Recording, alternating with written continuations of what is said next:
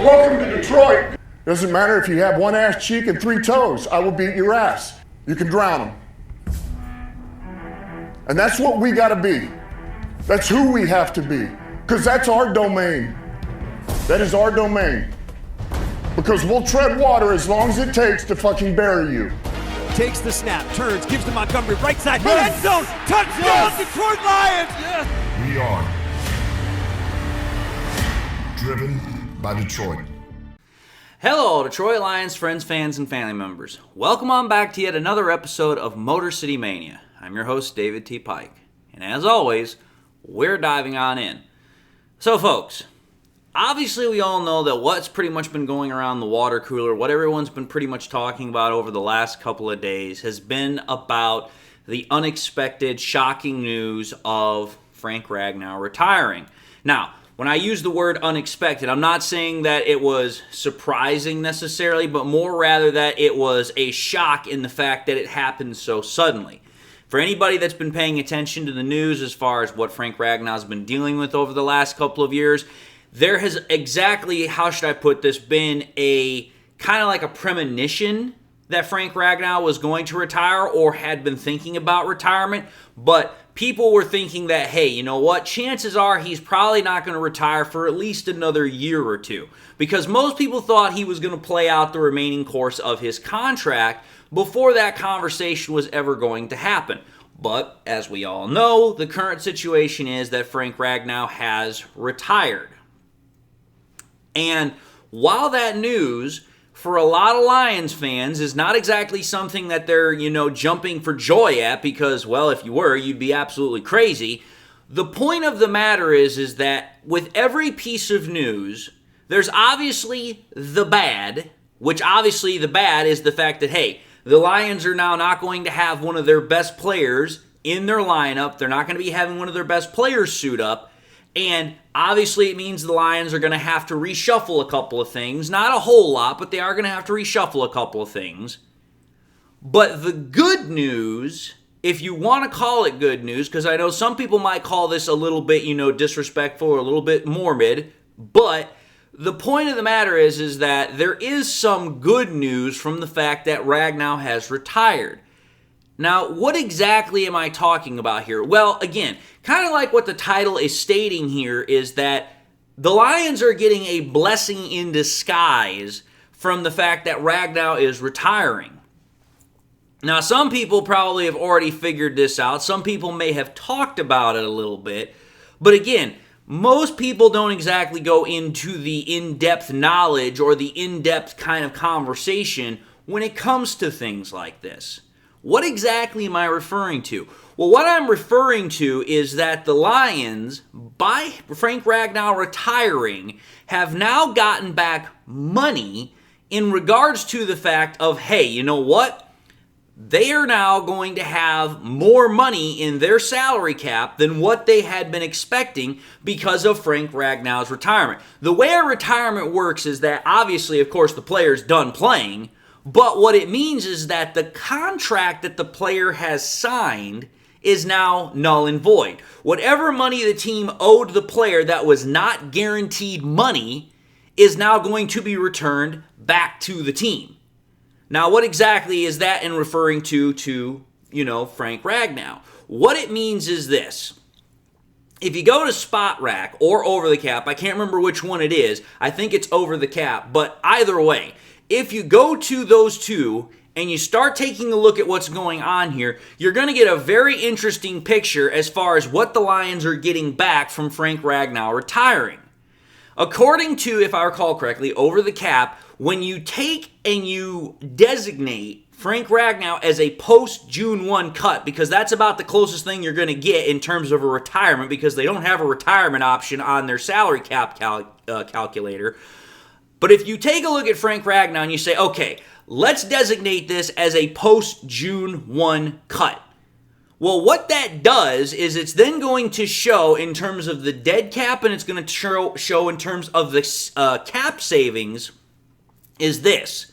It shows that the Lions, by Frank Ragnow retiring when he did, are now saving $9.25 million by him no longer being on the team. That $9.25 million is now money that is going to be going back to the Lions' salary cap.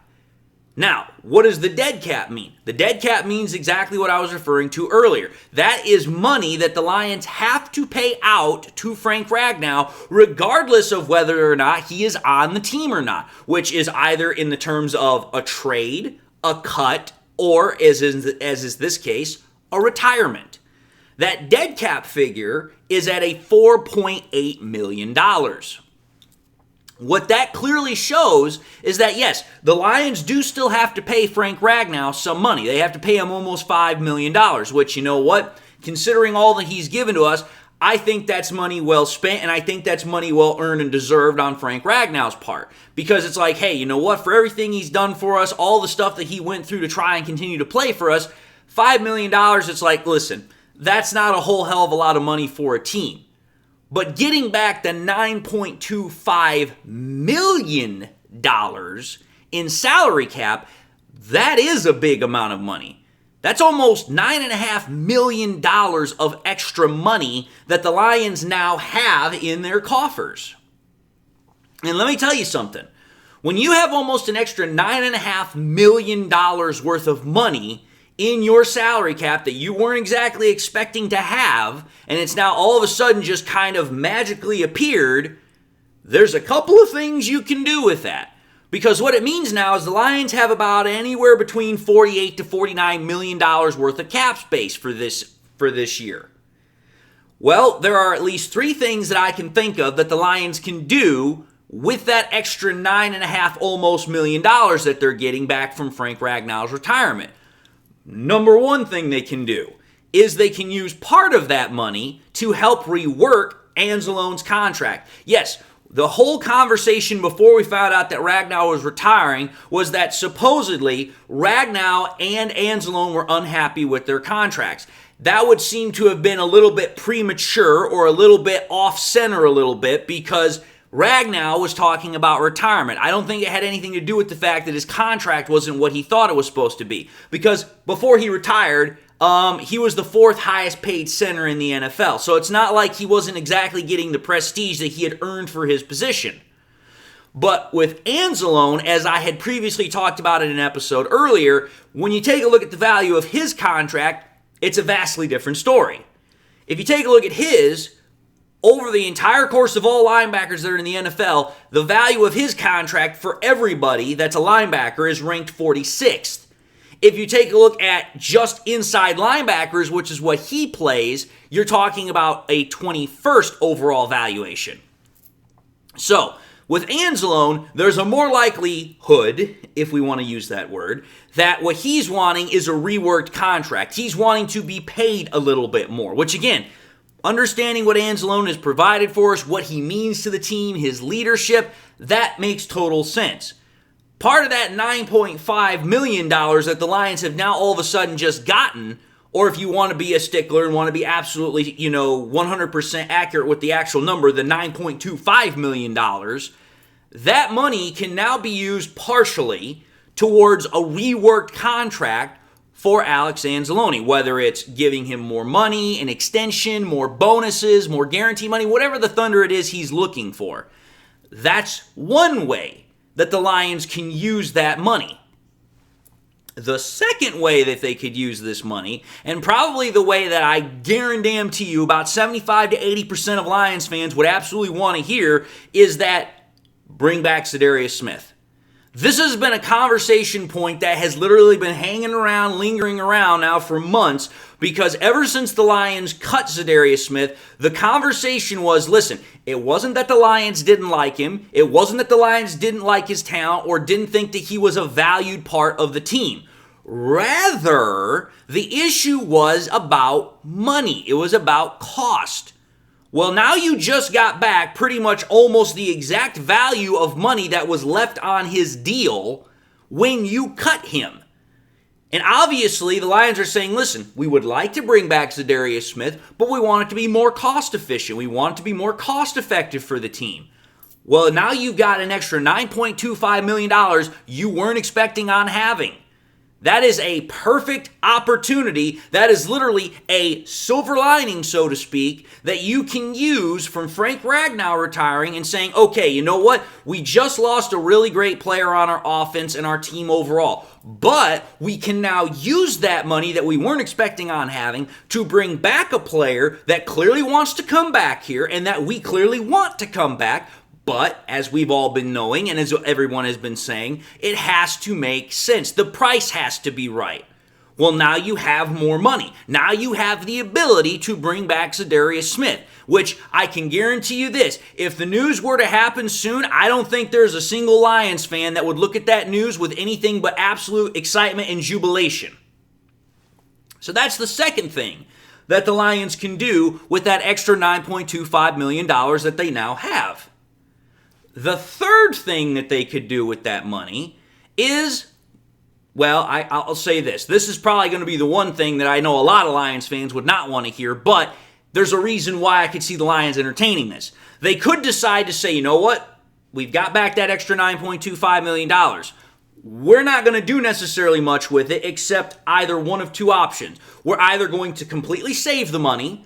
We're going to use it as rollover cap going into fiscal year 2026 because the way the NFL works now is that, hey, if you have unspent cap, you can now roll it over into the next cap season, which I know a lot of people right now are like, oh, well, according to the cap things, they're saying that the Lions are like over $40 million in the cap next year. Okay, let's understand. That's number one, based off of the current cap figures, but also number two, that's just based off of the current contracts and liabilities that they already have on their roster. That's not really factoring in anything else. So the Lions could decide to save that money as rollover cap to help lessen the blow of that extensive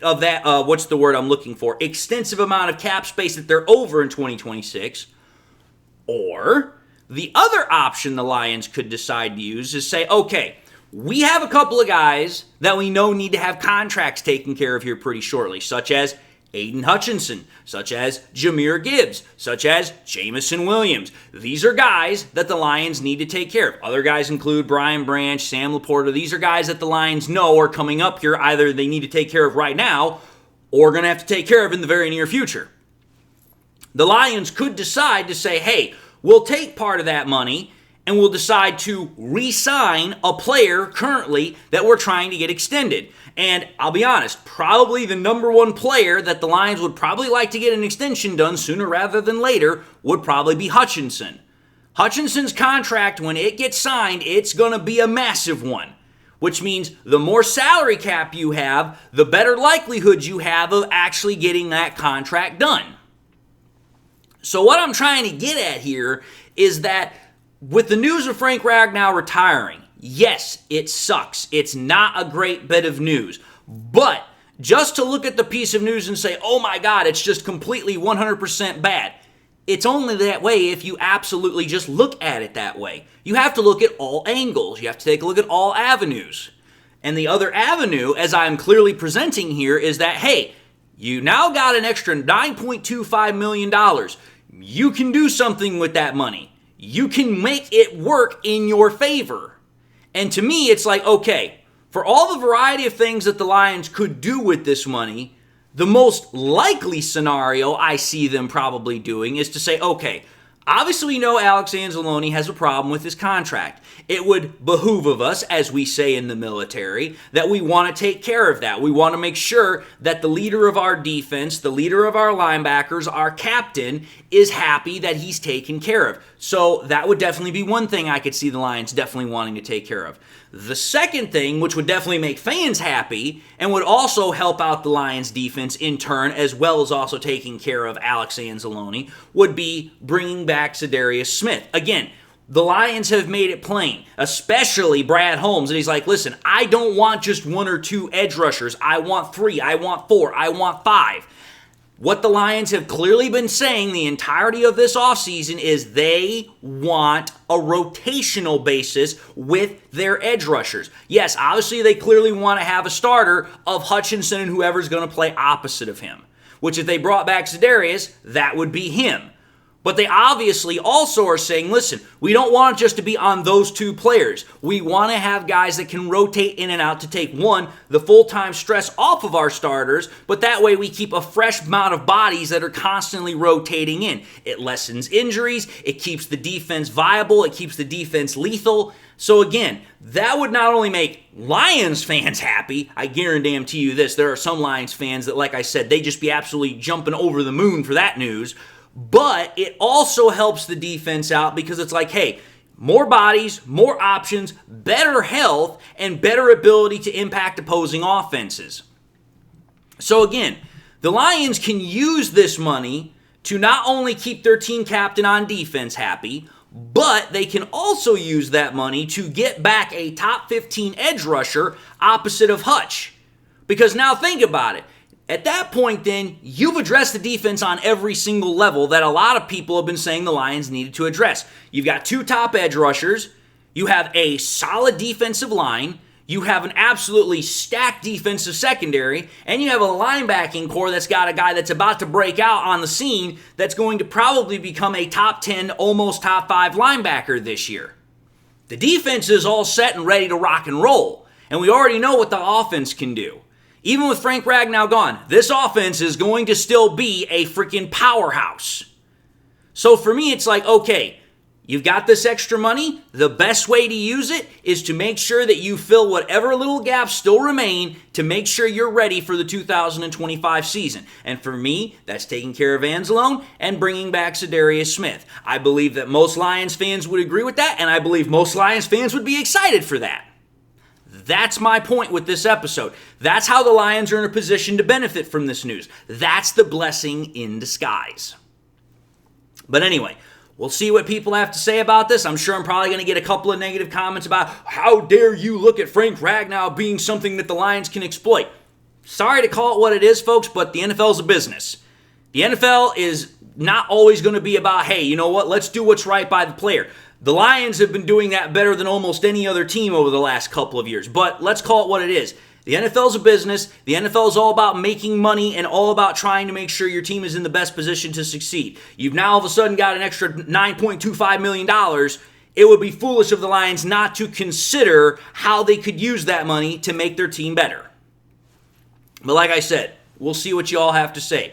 Having said that, I'm going to end this episode and say thank you all for watching in another episode of MCM Motor City Mania. If you like what you saw, by all means, highly encourage y'all to watch the next episode. Also encourage y'all to do one of these three things: like, comment, and subscribe. If by chance you subscribed in the past and you forgot to do so at the time, I want to highly encourage y'all, please make sure you hit that bell notification icon so you guys never miss any more content that I push out. Also want to encourage y'all, please, to share this content with your Lions friends and family members. Share it here on YouTube, share it on Twitter, share it on Facebook, share it anywhere you possibly can. The more we can do that, the greater the channel can grow and spread. And with that, I hope you all enjoyed the content. Hope it was able to give you all a different perspective. Maybe it was to reaffirm a perspective that you were already thinking about. Again, that's what I try to do with every piece of content that I create. Also hope everyone has something in their life that makes them happy, makes them smile.